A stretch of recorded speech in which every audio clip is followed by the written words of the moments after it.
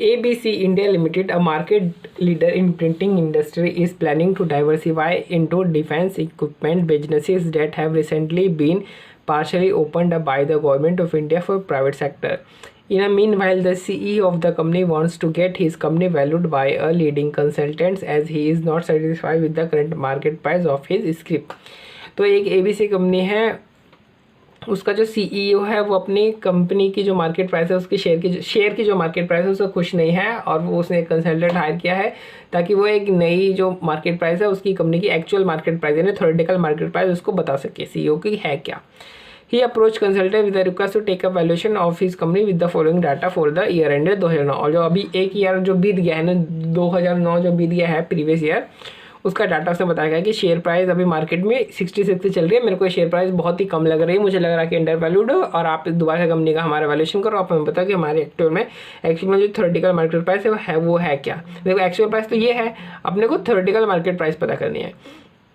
Outstanding date, हमारे पास इतना लाख रुपए का हमने कर्जा ले रखा है, इतना नंबर ऑफ शेयर्स है, हमारा प्रॉफिट आफ्टर टैक्स ये है, EBIT ये है, इंटरेस्ट एक्सपेंस ये है. इंटरेस्ट एक्सपेंस किसके ऊपर लगता है भाई, डेट के ऊपर ही तो लगेगा इंटरेस्ट एक्सपेंस, तो ये एक्सपेंस इसके ऊपर लग रहा है. ठीक है, कैपेक्स है, डेप्रिसिएशन है, फिर वर्किंग कैपिटल भी दे रखा है, फिर ग्रोथ रेट दे रखी है 2010, 2009 तो बीत गया, 2010 से लेकर के 2014 यानी आने वाले 5 सालों के लिए, आगामी 5 सालों के लिए जो ग्रोथ रेट है वो 8% रहने वाली है.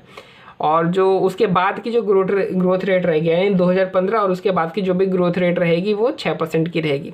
अब देखो जब हम कहते हैं कि ग्रोथ रेट इतना है तो इसका मतलब ये हुआ कि जितने भी कंपोनेंट बता रखे ना उन सब की ग्रोथ रेट है. क्या ये इन सभी कंपोनेंट्स की ग्रोथ है, चाहे इसमें आप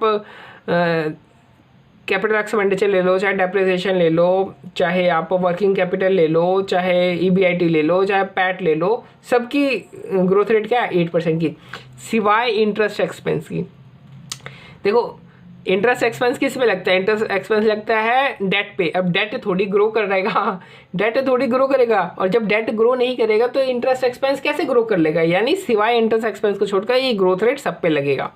ठीक है, अब देखो जो इन्होंने जो डाटा दे रखा है ना उसी को अगर मैं इनकम स्टेटमेंट की फॉर्म में अगर मैं बिठा दूँ तो EBIT कितना है, 245 लाख का अपना EBIT है, इंटरेस्ट 218.125 लाख का है, EBT अपना ये नहीं है बट EBT निकाल सकते हैं ना लेस करके, EBT निकल गया, टैक्स का कुछ दे नहीं रखा है, फिर आफ्टर ये EAT दे रखा है 17.2 का, ये रहा EAT. तो आप इसमें देखोगे तो अपने को टैक्स नहीं पता है, ना तो नीचे कहीं टैक्स दे रखा है, ना ही यहाँ पे भी इस फिगर में भी कोई टैक्स दे रखा है, तो हमें टैक्स नहीं पता है. तो मतलब हमें टैक्स की रेट निकालनी पड़ेगी कि टैक्स की रेट है कितनी. तो हम यहीं पर क्वेश्चन करते हुए ही हम टैक्स की रेट निकाल लेते हैं.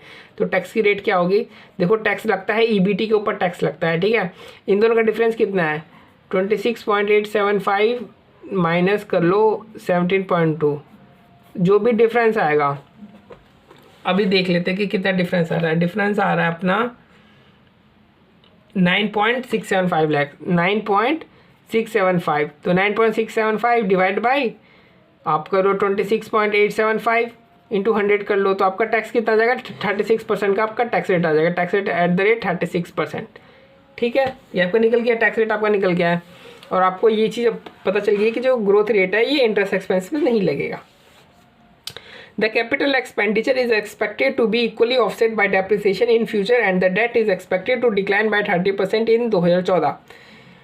देखो ये कह रहा है कि जो कैपिटल एक्सपेंडिचर है और जो डेप्रिसिएशन है ये दोनों एक दूसरे को ऑफसेट कर देंगे. मतलब जितना रेट से कैपिटल एक्सपेंडिचर बढ़ेगा उतना ही रेट से डेप्रिसिएशन बढ़ेगा, यानी दोनों एक की ग्रोथ आपस में एक दूसरे को क्या करेगी, एक प्लस में बढ़ेगा एक माइनस में बढ़ेगा, तो दोनों एक दूसरे को क्या करेंगे ऑफसेट कर देंगे. मतलब इनका जो इफेक्ट होगा वो कैश फ्लोज पे नील होगा, कुछ नहीं होने वाला. तो इसको आप कंसीडर एक तरीके से कहना चाहता है कि अगर आप इसको कैपेक्स और डेप्रिसिएशन को कंसीडर नहीं भी करोगे तो आपका कोई कुछ नहीं बिगड़ेगा. देखो कंसीडर नहीं करना तो दोनों को नहीं करना है, और करना है तो दोनों को करना है. ये ठीक है, एक को करोगे तो दिक्कत हो जाएगी फिर. और ये कह रहा है कि जो 2014 है उसमें हम अपना 30% का डेट क्या करेंगे, पे कर देंगे, रिपे. 30% का डेट रिपे कर देंगे. अगर देखो अगर आप 30% का डेट यहाँ से रिपे कर दोगे तो इंटरेस्ट एक्सपेंस भी तो आपकी 30% से कम हो जाएगी. यानी डेट जब आपका 70% बच जाएगा तो इंटरेस्ट भी तो आपका सिर्फ 70% ही बच जाएगा, है ना. रिक्वायर्ड हमें क्या करना है, estimate the value of the company. हमें कंपनी की वैल्यू एस्टिमेट करनी है और हमें पता करना है कि क्या जो अभी एक्चुअल मार्केट प्राइस जो चल रही है क्या वो अंडर वैल्यूड है जैसा कि सीईओ को लग रहा है। तो हम देखो एक्चुअल मार्केट प्राइस तो ऑलरेडी है, हमें क्या निकालना है, हमें थ्योरेटिकल मार्केट प्राइस ही तो निकालना है। तो थ्योरेटिकल मार्केट प्राइस निकलती कैसे कि value of the company divide by number of shares. Number of shares हमें ऑलरेडी पता है कि 75 लाख है, तो और वैल्यू ऑफ कंपनी हम निकाल लेंगे, है ना। तो divide by number of share कर देंगे तो हमें थ्योरेटिकल मार्केट प्राइस आ जाएगी। थ्योरेटिकल मार्केट प्राइस को हम एक्चुअल मार्केट प्राइस अभी की यानी जो 66 चल रही है उसके साथ कंपेयर कर लेंगे तो पता कर लेंगे कि अंडर वैल्यूड है कि ओवर वैल्यूड है, ठीक। अब लेकिन हमें ये नहीं पता कि भाई वैल्यू ऑफ कंपनी हम निकालें कैसे। अब देखो यहाँ पे क्या देगा, यहाँ पे अब पिछले हमने जितने भी सवाल किए उसमें इंटरेस्ट एक्सपेंस दे रखा था, आपको नहीं दे रखा था।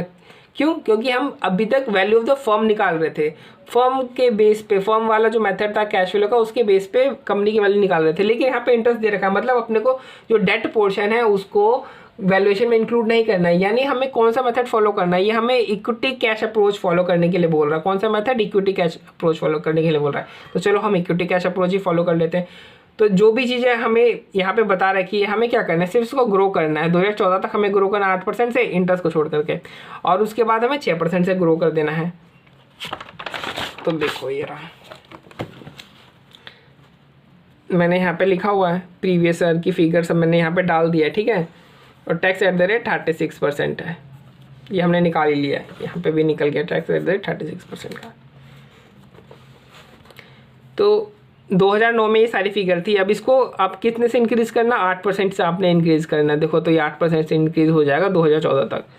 फिर इंटरेस्ट तो सेम रहेगा, इंटरेस्ट में कोई कमी नहीं आएगी। इंटरेस्ट कैसा रहेगा? इंटरेस्ट रहेगा सेम, लेकिन जो 2014 है 2014 को इंटरेस्ट सिर्फ 70% रह जाएगा। इंटरेस्ट कितना रह जाएगा? सिर्फ 70%। क्यों? क्योंकि 2014 में जो डेट है वो 70% रह गया, तो इंटरेस्ट भी अब 70% ही रह जाएगा, ठीक है, 70% रह गया। उसके बाद 2014 के बाद क्या था, 2015 से जो ग्रोथ होनी थी वो कितनी होनी थी?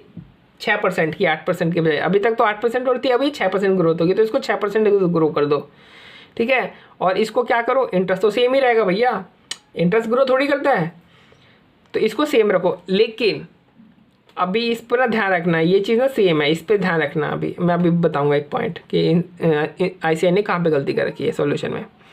ईबीटी आपका आ जाएगा, फिर टैक्स इसी के ऊपर 36% का टैक्स रिकॉर्ड दो, फिर आपका ईएटी आ जाएगा। ईएटी के बाद क्या करना है सॉल्यूशन में? ईएटी के बाद होता है अपना कैपिटल एक्सपेंडिचर होता है, उसके बाद डेप्रिसिएशन होता है। बट ये दोनों तो आपस में एक दूसरे को नलीफाई कर देंगे, तो इनको डालो ना डालो क्या फ़र्क पड़ता है? तो हम नहीं डाला हमने, ठीक है, हमने इग्नोर मार दिया। उसके बाद आता है इंक्रीज इन वर्क, उसके बाद आता है वर्किंग कैपिटल चेंज। तो वर्किंग कैप देखो, वर्किंग कैपिटल में इंक्रीज ही तो हो रहा है। यहाँ पे जब उसने बोला कि ग्रोथ इन 8%, इसका मतलब हर चीज़, हर कंपोनेंट इंक्रीज हो रहा है, यानी वर्किंग कैपिटल में भी जो है इंक्रीज दिखा रहा है। तो वर्किंग कैपिटल पहले कितना था? तो वर्किंग कैपिटल पहले बता रहा है ये 44 लाख था, 44 लाख था। तो अब क्या करेगा वर्किंग कैपिटल? 8% की रेट से ग्रो करेगा। तो 40, तो अभी 8% देखो ग्रो कर रहे हैं, यानी यहाँ पे हम वर्किंग कैपिटल नहीं दिखा रहा, वर्किंग कैपिटल में चेंज दिखा रहे हैं। तो 8%, 44 का 8%, फिर उसका 8%, उसका 8%, तो ये 8% है, ठीक है, ये 8% से ग्रो कर रहा है। फिर ये 6% से फिर ये ग्रो कर रहा है यहाँ पे 2015 में। डेट की रिपेमेंट सिर्फ 2014 में है, इसका 30%, टोटल डेट है उसका सिर्फ 30% है, और कहीं रिपेमेंट की बात नहीं की गई है ना, 2015 में रिपेमेंट की बात की गई है। फिर इसको सबको सॉल्व कर लो तो आपका फ्री कैश फ्लो आ गया। अब देखो जब आप सॉल्व करोगे ना तो इसका फ्री कैश फ्लो कितना आएगा? ये इतना आएगा, और इसका जो ईएटी आएगा 146.493। लेकिन इंस्टीट्यूट के हिसाब से जब इंस्टीट्यूट इसको सॉल्व करेगा तो इंस्टीट्यूट क्या दिमाग लगा रहा है, इंस्टीट्यूट दिमाग लगा रहा है कि भैया पहले 8% से बढ़ रहा था, अब 6% से बढ़ेगा। यानी जो टोटल ईएटी है इंस्टीट्यूट कह रहा है कि ये सब तो सेम ही रहेगा, ये सब तो सेम ही रहेगा, बस इसको बढ़ा दो। भाई साहब अगर इसको आप 8% से बढ़ाओगे तो इसका मतलब है इसके सारे कंपोनेंट 8 या 6%, जिससे अभी 6% से बढ़ा रहे हो तो इसके सारे कंपोनेंट 6% से बढ़ेंगे, मतलब आप इंटरेस्ट को भी 6% से बढ़ा रहे हो। इंस्टीट्यूट ने यहाँ पे यही किया है। 132.670 क्या है, ये देखो ईएटी है माइनस 4.78, इन सबको इसने 6% से बढ़ा दिया। तो इसने जब 132.670 को 6% से बढ़ा करके 2015 का इसने ईएटी डाल दिया, निकाल दिया, तो मतलब क्या हुआ, इसने इंटरेस्ट को भी बढ़ा दिया। जब कैसे नहीं होना चाहिए था, यहाँ पे आना कितना चाहिए था, यहाँ पे आना चाहिए था 146.493, और आ कितना रहा है 135.563। इंस्टीट्यूट के हिसाब से क्या है कि देखो 2015 में ये तो 6% से बढ़ जाएगा, ये सेम रहेगा, ये इंस्टीट्यूट के हिसाब से हाँ ये 6% से बढ़ जाएगा, ये भी 6% से बढ़ जाएगा, तो रिजल्टेंट फिगर भी 6% से बढ़ जाएगी और टैक्स तो 6% से बढ़ेगी क्योंकि टैक्स तो इसी का 36% होता है, यानी ईएटी भी 6% से बढ़ जाएगा। इंस्टीट्यूट ने ऐसा मान के चला, बट एक्चुअल में इंटरेस्ट तो बढ़ता नहीं है, इसलिए फिगर यहाँ पे कुछ और आनी चाहिए 146.493। तो हमने क्या करना है, नंबर लाना, तो हमने इंस्टीट्यूट वाला तरीका फॉलो करना पड़ेगा। हमने यहाँ पे यही मान करके चलेंगे हम भी कि इंटरेस्ट भी बढ़ रहा है 6%, ठीक है।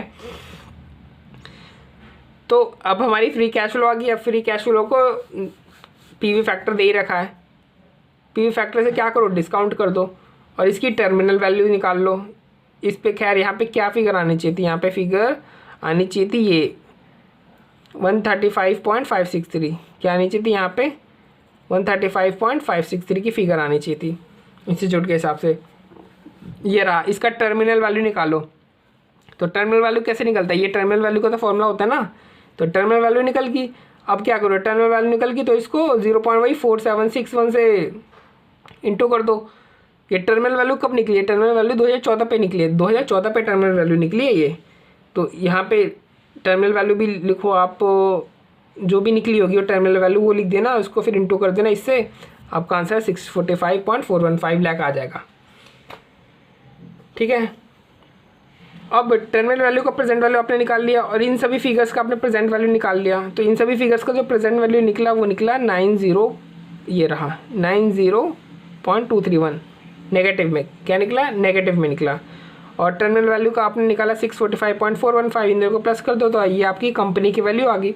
अब अपने क्या करना है, कंपनी की वैल्यू निकल गई, कंपनी की वैल्यू निकल गई, नंबर ऑफ शेयर्स पता ही 75 लाख, इन दोनों को डिवाइड कर दो तो थ्योरेटिकल मार्केट प्राइस निकल जाएगी। तो हमने डिवाइड कर दिया तो हमारी थ्योरेटिकल मार्केट प्राइस क्या आ गई 7.40, और थ्योरेटिकल मार्केट प्राइस को एक्चुअल मार्केट प्राइस से कंपेयर करना, एक्चुअल मार्केट प्राइस है 66, थ्योरेटिकल मार्केट प्राइस है 7.40।